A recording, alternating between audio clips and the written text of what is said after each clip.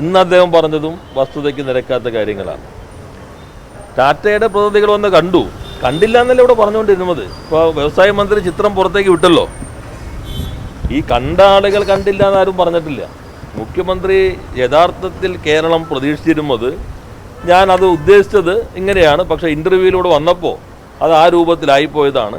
ടാറ്റയുടെ ഒരു സബ്സിഡറി കഴിഞ്ഞ ഗവൺമെൻറ് സമയത്ത് അവരുമായിട്ട് MOU ഒപ്പുവെച്ചു, അത് നന്നായി പോകുന്നുണ്ട്, അവരുടെ ഒരു കേട്ടസി വിസിറ്റ് ആയിരുന്നു എന്ന് പറയുമെന്നാണ് യഥാർത്ഥത്തിൽ ഞാൻ പ്രതീക്ഷിച്ചിരുന്നത്. കേരളവും അങ്ങനെയാണ് പ്രതീക്ഷിച്ചിരുന്നത്.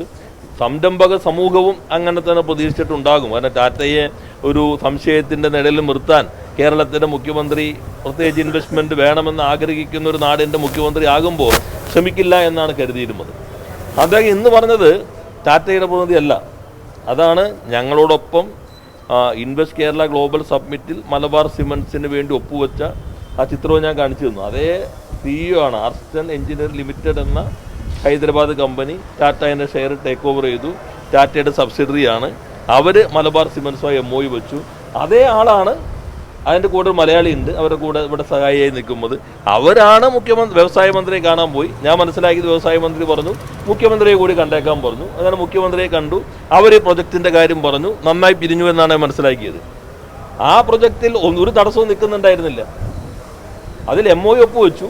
MOU ഒപ്പുവെച്ചതിന് ശേഷം ഗവൺമെൻറ് കഴിഞ്ഞ ഫെബ്രുവരിയിൽ തന്നെ സർക്കാർ ഉത്തരവിറക്കി. അതും ഞാൻ കഴിഞ്ഞ ദിവസം മാധ്യമങ്ങൾക്ക് പങ്കുവച്ചിരുന്നു.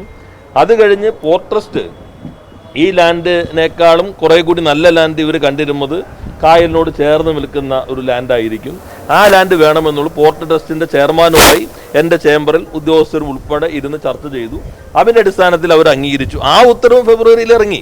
27 ഫെബ്രുവരിയിൽ ഇറങ്ങി. 19-ാം തീയതി കഴിഞ്ഞ ഫെബ്രുവരിയിൽ ഗവൺമെൻറ് ഉത്തരവിറങ്ങി.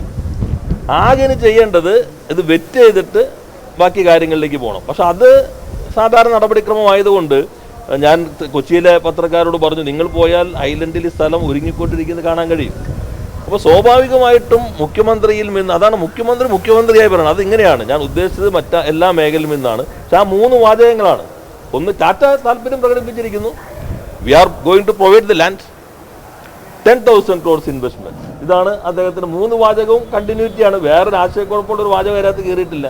അപ്പോൾ അത് അന്ന് അങ്ങനെ പറഞ്ഞു പോയപ്പോൾ സ്വാഭാവികമായി വന്നതാണ്. ഇതാണ് കാര്യം. ടാറ്റയെ ഉൾപ്പെടെ കൊണ്ടുവരണമെന്നാണ് ഞങ്ങളുടെ ആഗ്രഹം. കഴിഞ്ഞ ഗവൺമെൻറ് ശ്രമിച്ചിട്ടുണ്ട്. ഞങ്ങൾ ആ ശ്രമം തുടരുമെന്ന് പറഞ്ഞാൽ നാടിൻ്റെ പൊതു താല്പര്യമായി.